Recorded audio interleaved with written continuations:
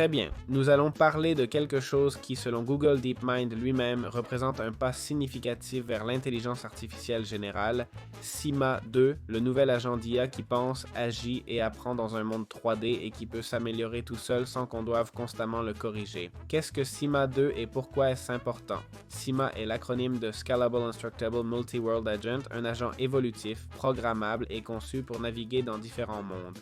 La première version de Sima était la première tentative sérieuse de transformer des instructions en langage naturel en action dans des jeux vidéo et environnements 3D. Sima 1 pouvait suivre des ordres simples, tourner, monter un escalier, ouvrir une carte, mais il n'allait pas vraiment plus loin, ne semblait pas comprendre ce qu'il faisait.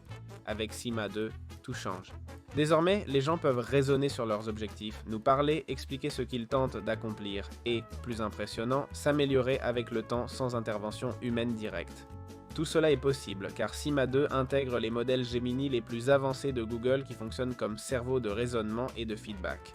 Dans cette nouvelle version, Sima 2 ne se contente plus d'exécuter des commandes, il peut interpréter notre objectif, le décomposer en étapes, choisir des actions dans le monde 3D et nous expliquer ce qu'il fait et pourquoi.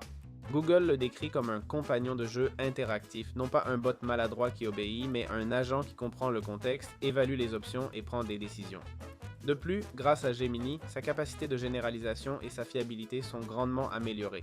Il comprend des instructions bien plus complexes et nuancées, et réussit à les accomplir même dans des jeux pour lesquels il n'a jamais été entraîné. C'est essentiel pour parler d'IA plus générale, mais il ne s'agit pas d'exceller dans une seule tâche, mais de s'adapter à diverses situations. Quand on examine les données, le bond est énorme. Dans les évaluations 3D, Sima 1 avait un taux de réussite d'environ 31%, tandis que Sima 2 atteint 65%. La référence humaine se situe autour de 75%.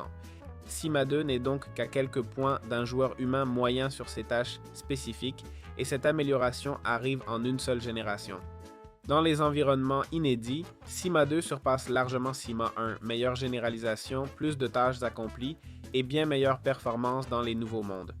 Une des capacités clés de Sima 2 est qu'il ne se contente pas de mémoriser mais peut apprendre de nouveaux concepts et les réutiliser. De plus, l'étape suivante est encore plus frappante, combiner Sima 2 avec Genie 3. Genie 3 est un modèle capable de créer des environnements 3D interactifs à partir d'une image ou d'un texte tout en maintenant leur cohérence pendant plusieurs minutes. On peut naviguer dans ce monde, le modifier, et le système mémorise ce qui s'est passé, gardant une mémoire de l'environnement.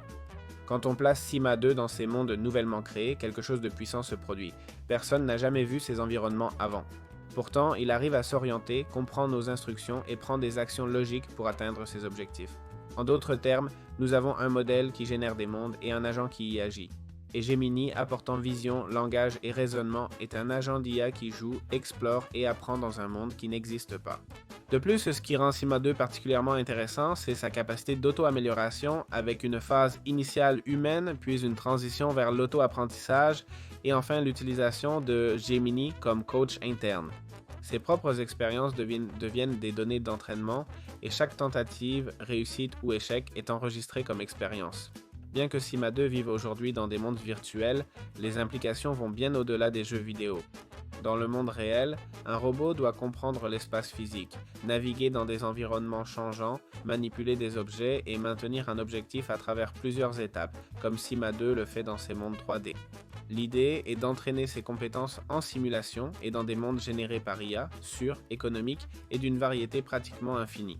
Les limites actuelles de l'AGI montrent qu'elle n'est pas parfaite, fait encore des erreurs et a une mémoire limitée. Dans certaines vidéos, on voit des incohérences et des changements bizarres dans l'environnement. Et malgré tout, c'est l'ensemble de ses capacités combinées ce qui la rend si pertinente. On n'est pas encore à l'AGI, mais en voyant le bond de Sima 1 à Sima 2, d'un agent qui peinait sur des tâches simples à un autre proche du niveau humain, qui généralise mieux et s'entraîne seul, on voit les pièces s'assembler rapidement. Si ce rythme continue, on peut penser qu'on s'approche bien plus vite que prévu de systèmes plus généraux, autonomes et capables d'évoluer dans les mondes virtuels et un jour dans le monde réel.